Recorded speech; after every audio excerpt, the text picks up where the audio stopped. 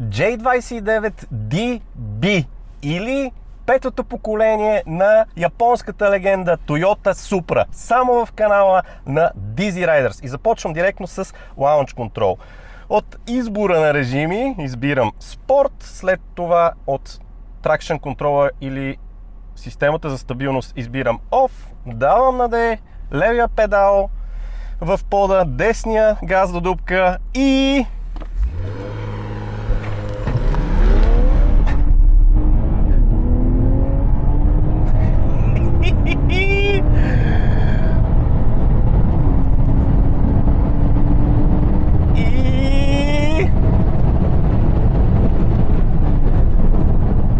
ускорение от 0 до 100 за 4,16 секунди, при заводски данни 4,3 секунди. По-добро ускорение от заводското. Мисля, че това е добър старт въобще и на видеото. Гледайте, защото обещава да бъде много интересно.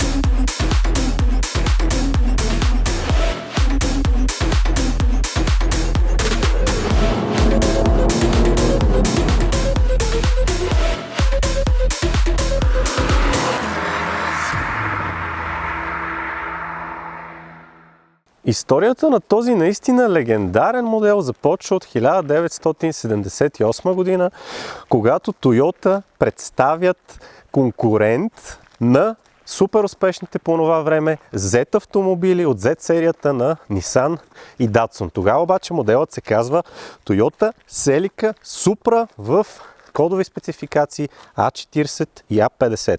Следва 1981 година, когато е второто поколение A60 и A70 от 1986 година, годината в която съм се появил и аз. И следва 1993 година и може би най-известното поколение на Supra Mark IV. Кола, която стана много известна, особено покрай филма Бързи и яростни. Едно, който според мен е най-готин. Тома? Ти си за 3, ти не знам за колко си. Който излезе 2001 година и там Пол Уокър, или по-скоро Брайан О'Конър, точно така, караше една оранжева Марк 4, която влезе в сърцата на адски много хора. Между другото, точно този автомобил, който той кара във филма, наскоро бе продаден преди няколко месеца за $550 хиляди, като тази генерация се произвеждаше точно до 2002 година. А от 2019 година изложението NAIAS в Детройт, американското шоу автомобилно, имаме този автомобил. Toyota Supra Mark V J29DB. Toyota започват работа по този автомобил или по-скоро по техния бъдещ спортен проект още след 2010 година. Дори главният дизайнер на Supra Mark V, Нобуо Накамура, споделя, че е работил върху проекта преди той въобще да се знае, че ще се казва Supra. Тогава колата се е казвала Project Sports Car. Доста логично звучи. И през 2014 марката показа ослепителната концепция FT1, като FT идва от Future Toyota, т.е. техния бъдещ спортен модел. Именно на Накамура се пада честта той да претвори нейните форми в сериен вид, във вида, в който виждате тази кола. Нещо обаче първо, което е много трудно и дори той самият споделя в едно интервю пред Motor Trend, си спомням, че четох, че първоначално дори му се е струвало супер невъзможно, защото пропорциите или по-скоро мащаба на FT1 е различен по-голям от този на актуалния, всъщност вече серийния модел. Друг любопитен факт е, че Накамура, макар да е проектирал този автомобил като дизайн, няма нищо общо с концепцията FT01, защото тя тогава е разработена от калифорнийско студио. Освен от ослепителната концепция, дизайнът неминуемо трябва да има препратки и към миналото. Затова от Toyota казват, че са съобразили предната и задната част с елементи от A80 или Supra Mark IV и също така страничната линия, т.е. дългият преден капак и този покрив, който е във формата на като две балончета, както казват, всъщност е вдъхновен от 2000 GT от 1967 година, също спортно купе на марката, чието дизайн обаче тогава е разработен интересно от Yamaha. Претворяването на концепцията в сериен вид е било трудно и заради самия мащаб, ви казах, защото по задания Toyota са искали колата да е компактна и най-вече главният инженер, изключително педантичен човек, Тецуя Тада, е искал да запази така нареченото златно съотношение. Какво е това? Това е отношението между осието на автомобила и неговата широчина, или по-скоро широчината на неговата следа. Според него между 1,5 и 1,6 е така нареченото златно съотношение, при което колата е едновременно много управляема, супер директна и същевременно стабилна. При този автомобил съотношението е 1,55. Педантичен човек, както ви казах, или средата на абсолютната среда. Самото междуосие е 2470 мм. За сравнение, за да имате по-добра представа, това е с 16,6 см по-късо от на Volkswagen Golf, забележете, като колата е дълга почти 4,4 метра, висока е под 1,30 м и е широка малко над 1,80 м. Дизайнът, както виждате, се различава тотално от всички досегашни продукти на Toyota. Изключително обли форми, биологични, както обичам да казвам, ми се смеят. Органични, да, както се смеят Тома и Спас. Като има белези от FT1, но същевременно и колата изглежда и малко по-различно. Фаровете са доста интересни, изцяло LED за всички версии. Те реално са две, без особени разлики генерално в дизайна, но имат и едни червени елементчета вътре, които са любопитни. Решетки, някои от тях са истински, някои от тях са фалшиви, няма да ги показвам, като именно това беше една от критиките на някои хора, но по това отношение, и както и за произхода на автомобила, след малко ще си говорим с неговия собственик. Естествено, няма как да не спомена и произхода на автомобила, защото тази тема е изключително дискутирана и специално Supra Mark V, петото поколение, отнася и много критики, и много плюсове същевременно заради тази тема. Тя е именно, че автомобилът, проектът е разработен заедно с BMW. Неговата платформа, тя е била всъщност по изискване на Toyota, защото Toyota са желали да запазят същността на Supra, т.е. да имат надлъжно разположен двигател отпред, 6-цилиндров, редови и предаването да е задно. И тъй като те не са имали подходяща платформа, разработката на индивидуален модел от една марка и концерн е изключително скъпо нещо.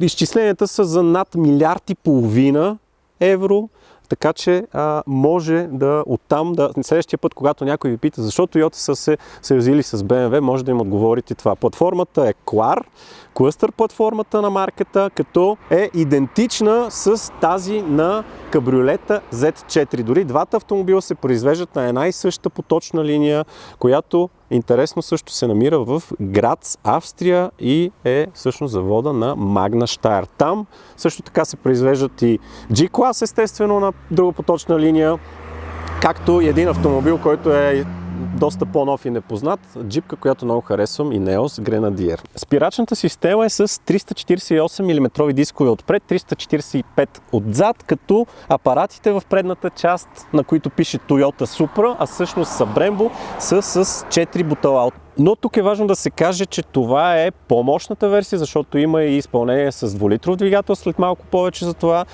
Там е с малко по-малък размер на спирачките. Друго важно уточнение е, че най-мощната изпълнение, което е това, заводски не идва в този вид, поне не и с тези джанти. При него са 19 с размер на гумите 255 на 35 отпред и 275 на 35 също отзад. Тук обаче собственикът се е здобил по някакъв начин с тези Красиви според мен и доста спортно изглеждащи OZ Racing джанти, алуминиеви естествено, с происход GT4 версията на този автомобил, защото наистина има и такава. И гумите са с 295 на 35 отпред и същия размер отзад. Представете си колко широка гума имате на предната ос. Какъв е този 6-цилиндров редови двигател, който са искали да вградят от Toyota? Дърпа се 2 пъти долу и след това не е нужно никакво лошче да бутате. Това идва от друга марка, както го обсъдихме. 6 цилиндъра, B58, B30, M1 е кода на мотора и той с происход BMW 3 литров с една турбина, Twin Scroll турбина с максимална мощност 340 конски сили, между 5000 оборота и 6500 и 500 Нм между 1600 и 4500 оборота. Истината обаче е, че този двигател реално е по-мощен, защото ако потърсите в интернет, вече има достатъчно такава модификация с прикачение на Dino дори Alex от Car Throttle закачи подобна и показанията бяха 376 конски сили и 555 Нм. Колко процент е по-мощен, отколкото каза Toyota, сами може да изчислите. Малко по-късно обаче, след премиерата на модела, Toyota пуснаха и друга версия, която е 2-литрова с B48 двигател, също с происход BMW, с 258 конски сили и 400 Нм. Ако не се лъжа, има дори още по-слаба версия за някой райони обаче, която е с около 197 коня. Тук дори има емблема на BMW по някакъв начин, но е важно уточнение. Toyota са направили своето проучване и са си написали домашното, защото са искали този агрегат и колата като цяло да е здрава, да е надежна като автомобил с тази емблема. Дори са взели този двигател и са го разглобили на части, са изследвали всеки негов компонент, за да са сигурни, че е точно по техните спецификации. Относно този спор, защо е BMW и какво е BMW и дали се дразнят хората и какви са минусите и плюсовете, искам да задам този въпрос на собственика на автомобила Добромир. Заповядай! Много ми е приятно. Кажи, като човек, който е избрал този автомобил, защото най-вероятно си го избрал и си го купил, не са ти го подарили или случайно да е попаднал при тебе, какво е твоето отношение по тази тема, вечния спор за BMW, за Toyota, за Supra и така нататък? Първо, дали е BMW, дали е Toyota, според мен най-основополагащото е какви са емблемите. BMW работят с Toyota, може би от 20 години взимат много неща от тях.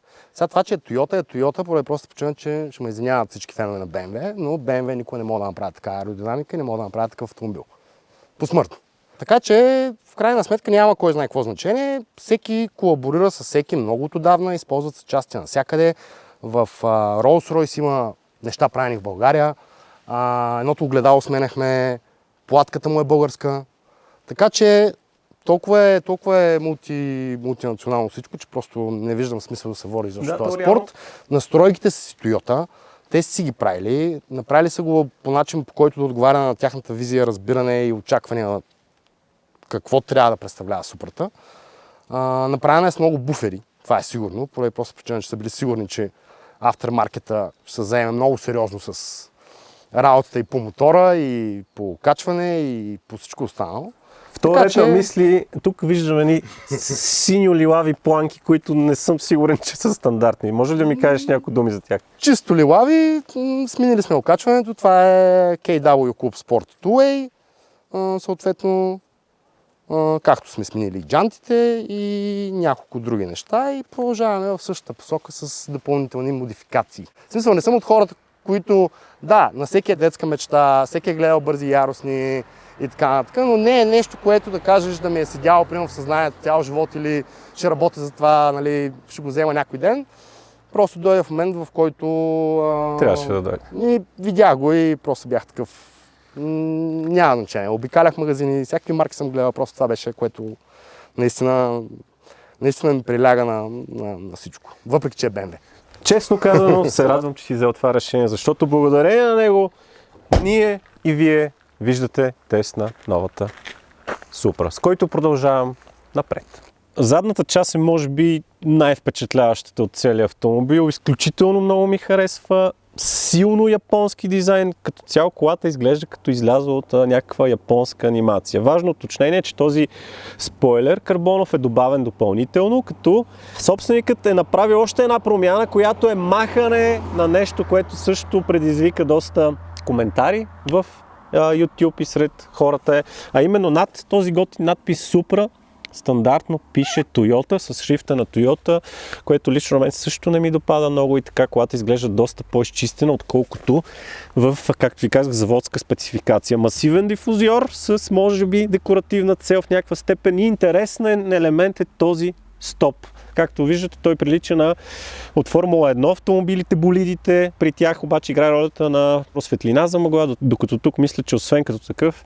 изпълнява ролята и на светлина за заден ход. И две изпускателни тръби, истински метални, с, както виждате, доста голям размер. По отношение на багажния обем, самия багажник се отваря единствено от ключа или отвътре от бутон.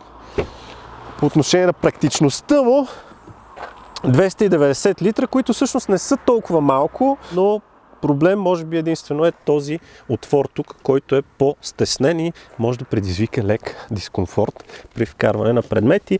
Имате мрежички, куки за закачане, пожарогасител и 2 тон колони, които са от JBL системата, съставен от общо 12 такива.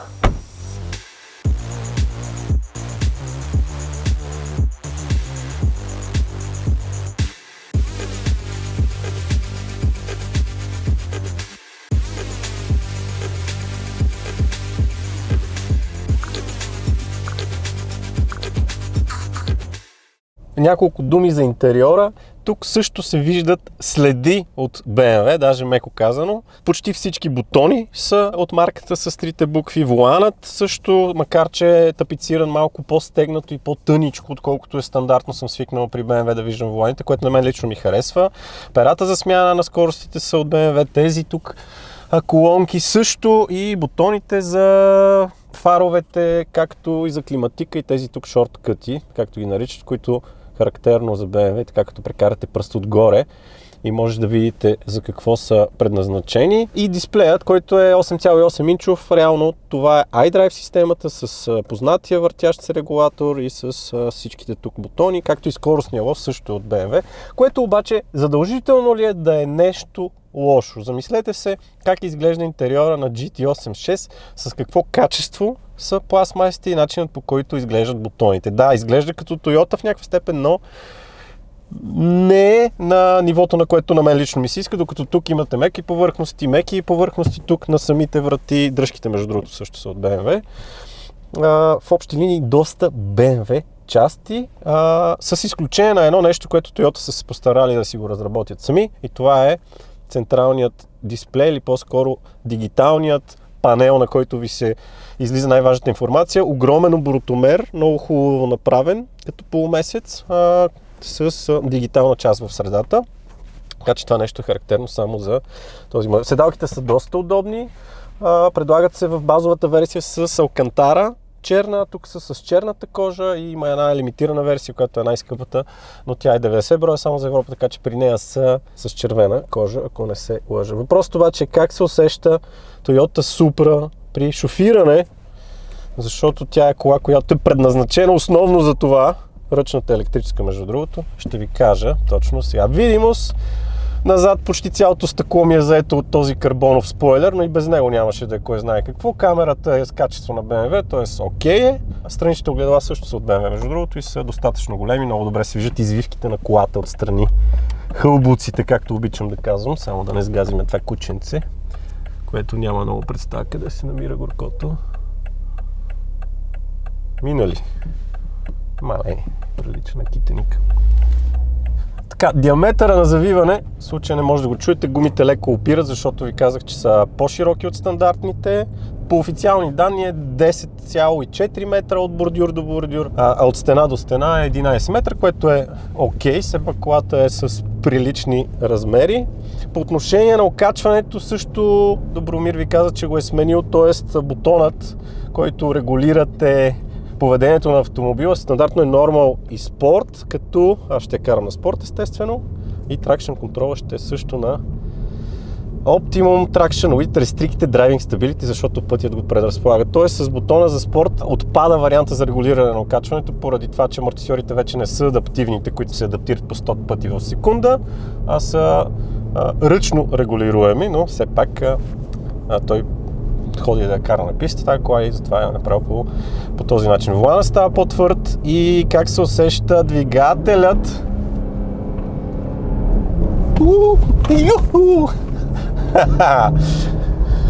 Тук е хлъзгаво, затова нека да бъде на он за всеки случай.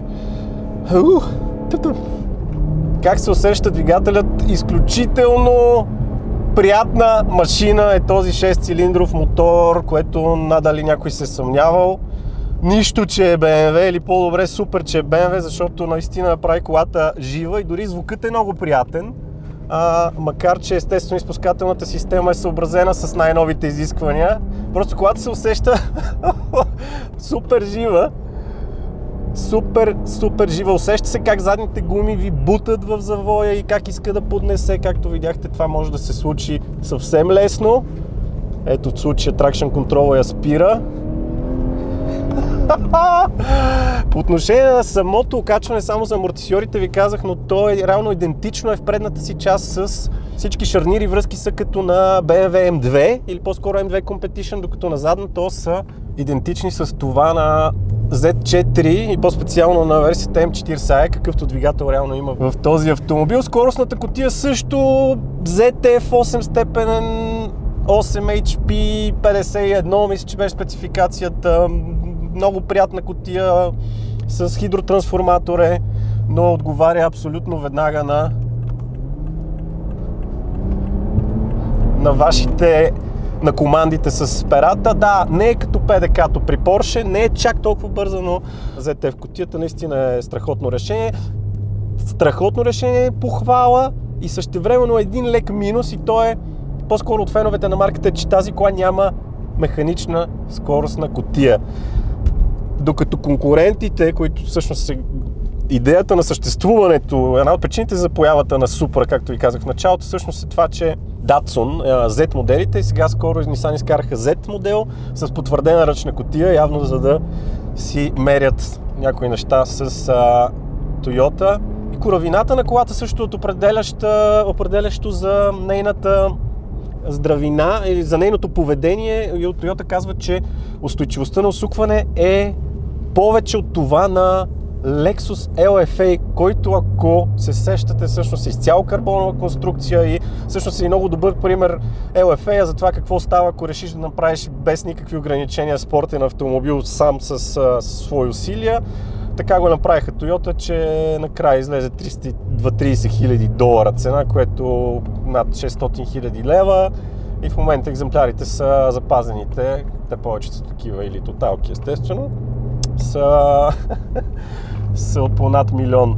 Разпределението на масата също е перфектно 50/50, инженерите на Toyota също са държали на това нещо, така че наистина кола, която е направена за... Това ако беше без тракшн, щеше да се пъзне колата, като друго важно уточнение е направена за истинско каране.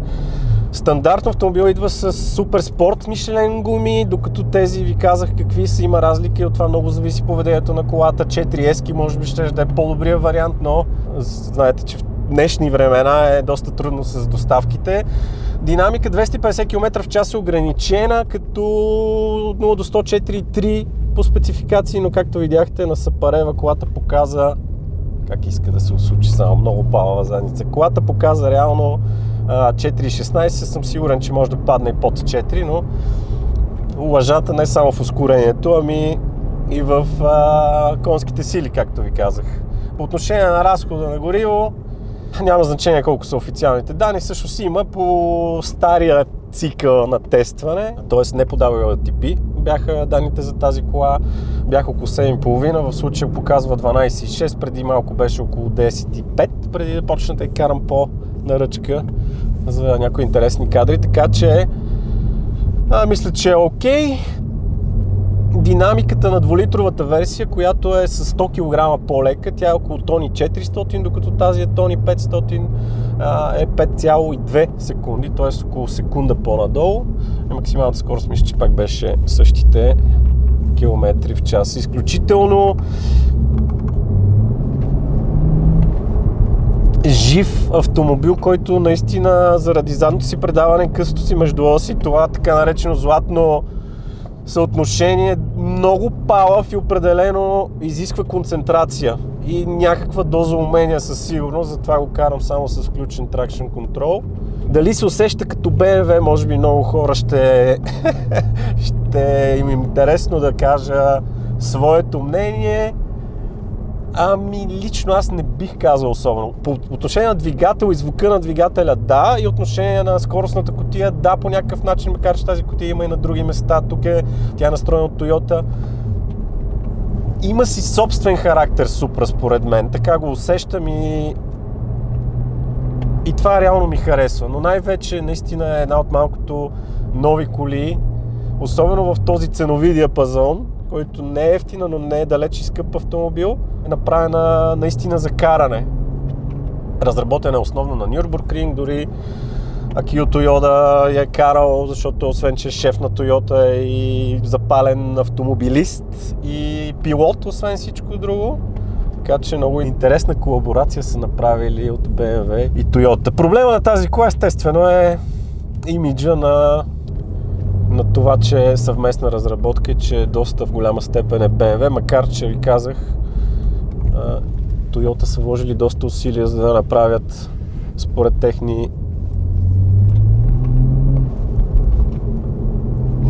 тяхна преценка. Колко струва? В България, за съжаление, официално не се предлага този автомобил. Започва от около 49 200 евро в Германия. За версията с 2-литров двигател обаче 258 конски сили и версията, която е с тройка 0 е от около 62 900 и най-скъпата, която е малко по-специална, ви казах, в едно специфично синьо и се казва Jarama Racetrack Edition. Тя е 64 400, но тя е само в 90 броя за Европа и реално надали може да си я купите. Наистина емоционален ден, смея да твърдя. Благодаря на Добри, че предостави и ми се довери да карам колата. От една година се преследваме и Спас го облъчва и преследва, за да стане.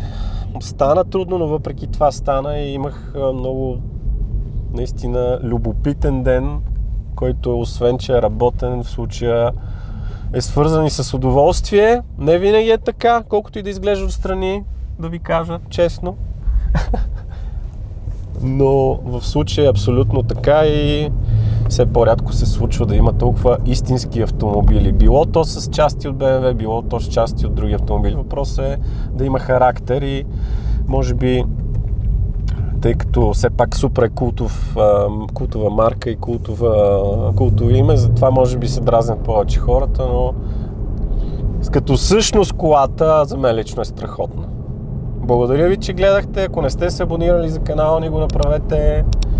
В Instagram също ни следвайте, защото качваме истории от снимачната площадка, шеги, снимки, разбирате начина, по който снимаме, къде снимаме също, което може би ще ви е интересно. Естествено, влизайте в сайта ни Dizzy Riders BG, защото го правиме с много енергия и с много желание от фенове като мен, като Ради и като Иван Войков, за фенове, каквито сте вие. Така че изключвам камерите и ще направя още няколко завоя с тази Supra, защото възможността е наистина рядка и искам да се насладя и извън работно време, т.е. извън вашите екрани. Това е за сега от мен. Чао!